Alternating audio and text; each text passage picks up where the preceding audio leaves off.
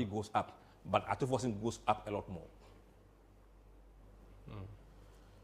Another scenario, if we remove Julius Debra, Ablakwa, and we have a 4-horse race, who would you prefer to lead NDC?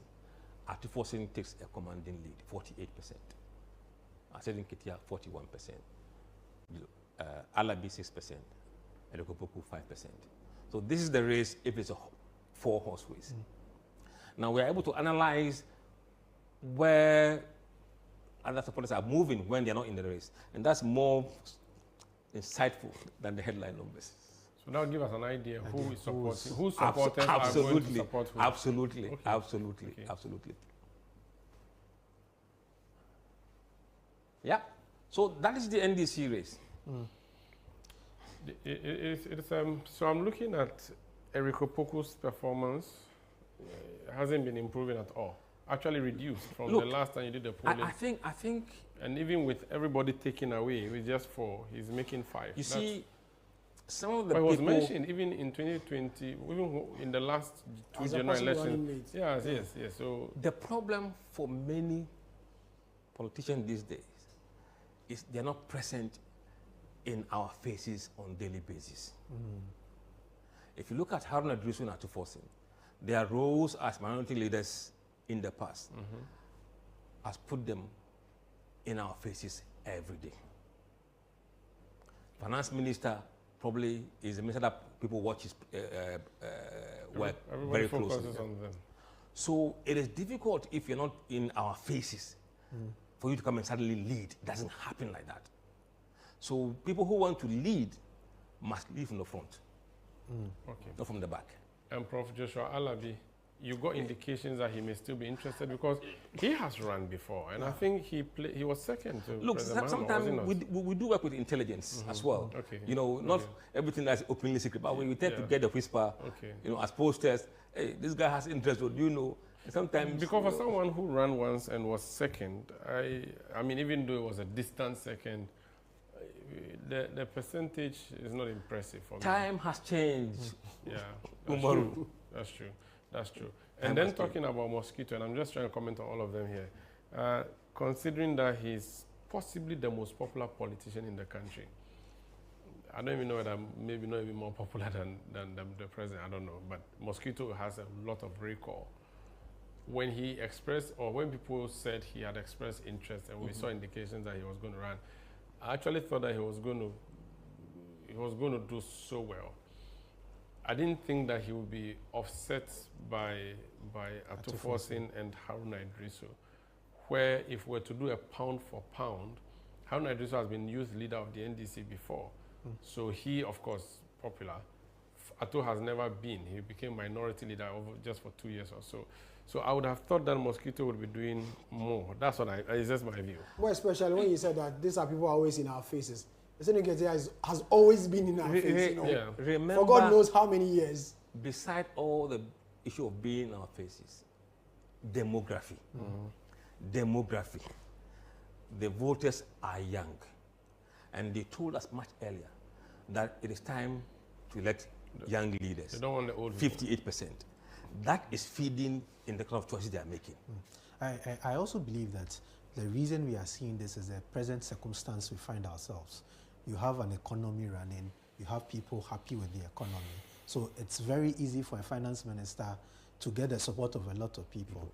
If it should turn the other way around, we need to now find out whether it would be the same. Absolutely. So for me right now, yes, the demographics are there, but basically I think that it is just what is up now, what is present, how the economy is, and what people make of the economy.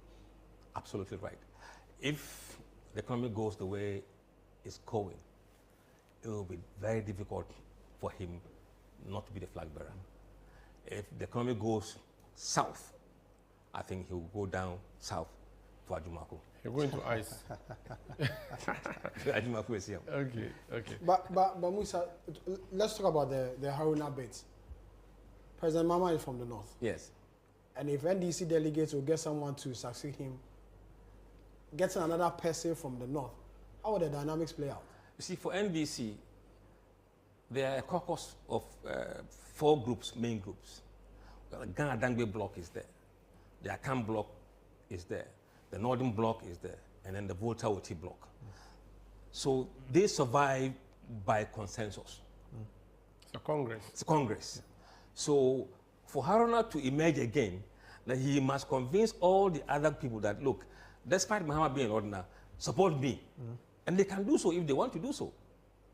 But if they say, look, we are a group of people that share things going round. So if you've had your turn, I think it's time for the either Volta people or the Ghana Dangbe or the Akans. And I think they would agree among themselves. NDC is known to reach a consensus and they'll move forward. For the nation, look, it will be a bitter pill for an ordinary to go and an ordinary to come. I'm an Akan, and I know what we say behind the scenes. You're an Achim. An Akan who is an Achim. Now, it's interesting we look at it this way, because if, from your polling, Haruna is a guy who leads the flag of the NDC, and again from your polling, Bawumia leads the flag for the NPP, we would then be having 2 Muslims, not just 2 Northerners. Absolutely. 2 Muslims, 1 Dagomba, 1 Mamprusi. Yes. You know what that would do? The same scenario, another Northerner is going, another Northerner is coming. In fact, I think on the balance of probability, that may be the second preference from the data for the MPP. When you have 2 Muslims on a ticket, that way, that would disarm the Christians. If you like, come and vote. If you don't like, stay at home. It's still so the alternative is still a Muslim Still anyway. a Muslim. So you can't say that I won't vote because he's a Muslim. Absolutely. Okay. But Musa, you did some work comparing the candidates. Yes. I don't think we have time. We don't, yes. We don't have time. Another point back. worth making. There are some, and you say you have intelligence. We also pick some here and there that, recently Haruna Idrisu has been saying that Prof. Jane would make a nice candidate. And people are even saying that he's angling to be Prof. Jane's running mate. Now, if he is doing better than Prof. Jane, then he may have to start reconsidering.